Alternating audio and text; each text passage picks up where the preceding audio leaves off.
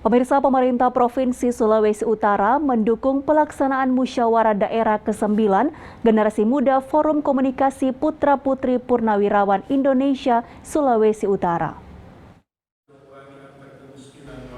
Wakil Ketua Umum Generasi Muda Forum Komunikasi Putra-Putri Purnawirawan Indonesia, Agus Suryanto, yang hadir pada pembukaan berharap melalui Musda FKPPI Wilayah 22 ini, semoga ada roh baru bagi masyarakat Sulut.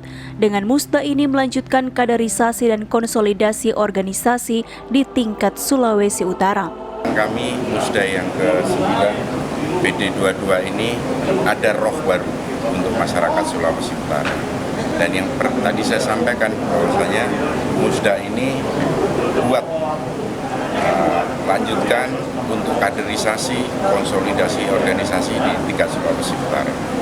Karena kekuatan negara ini khususnya di Sulawesi Utara, kalau sudah ada orang tuanya, TNI dan Polri, keluarganya dan masyarakat umum bersama-sama, itu akan menjadi kekuatan baru. Sementara itu, pemerintah Provinsi Sulawesi Utara berharap generasi muda FKPPI Sulut terus berkarya bersama masyarakat Sulut dan nilai-nilai patriotisme menjaga keutuhan Negara Kesatuan Republik Indonesia betul-betul menjadi komitmen seluruh pengurus.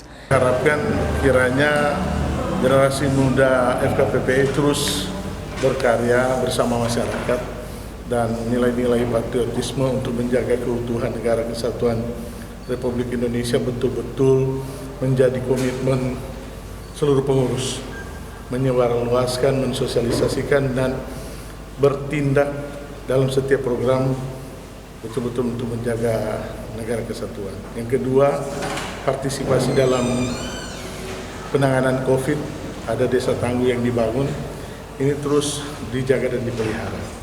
Karena Sulawesi Utara diharapkan boleh terlepas dari ancaman COVID-19 dengan partisipasi generasi muda FKPPI.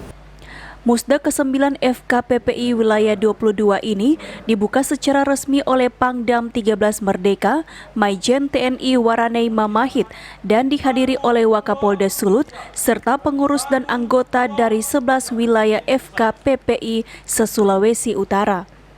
Paul Bole melaporkan untuk Kawanwa TV.